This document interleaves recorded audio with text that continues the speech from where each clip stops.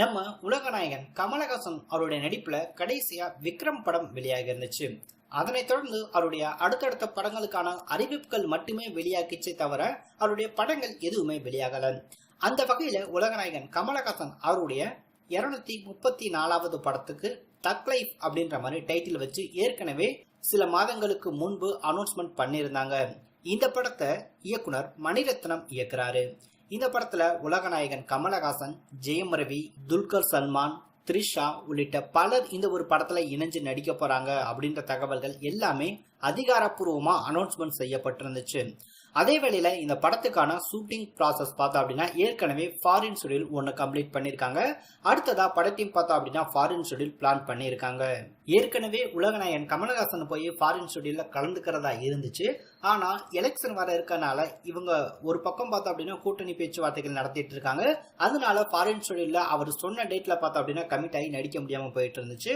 ஒரு புறம் இந்த படத்துக்கான ஷூட்டிங் ப்ராசஸ் அப்படின்றது நடந்துகிட்டு தான் இருக்கு. இந்த படத்துல பார்த்தா அப்படின்னா ஜெயம் ரவி இணைஞ்சிருக்காரு. ஜெயம் ரவியை பொறுத்த வரைக்கும் ஒரு கெஸ்ட் அப்பியரன்ஸா தான் இந்த படத்துல இணைஞ்சு நடிக்கிறாரு அப்படின்னு சொல்லப்படுது. அதே மாதிரி இந்த படத்துல மலையாள நடிகர் துல்கர் சல்மான், துல்கர் சல்மான் அவர் பார்த்தா அப்படின்னு இந்த படத்துல இணைஞ்சிருக்காரு அப்படின்ற தகவல் ஏற்கனவே உறுதிப்படுத்தப்பட்டிருந்தாலும் அவருக்கு கால் ஷூட் கொடுக்கறதுல தொடர்ச்சியா பிரச்சனை இருந்துட்டு இருக்கு அப்படின்னு சொல்லப்படுது. ஏற்கனவே மலையாளத்துல அவர் ஏகப்பட்ட படங்கள்ல கமிட் ஆயிருக்காராம். இதனால இந்த ஒரு தக் லைஃப் அப்படின்னு சொல்லக்கூடிய கமலஹாசன் அவருடைய 234வது படத்துக்காக அவர் தேதி ஒதுக்குறதுல ஏகப்பட்ட குழப்படிகள் இருக்கு அப்படின்னு சொல்லப்படுது.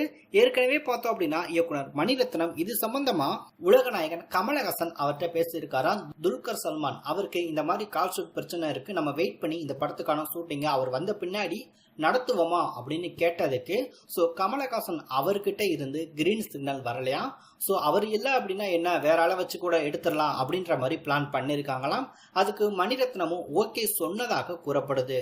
அவருக்கு பதிலா இந்த படத்துல யாரு கமிட் ஆக போறா அப்படின்றதா ஒரு சர்ப்ரைஸ். அது உண்மையா அப்படின்றத கண்டிப்பா பட டீம் அனௌன்ஸ்மெண்ட் பண்ணாதான் நமக்கு தெரியும்.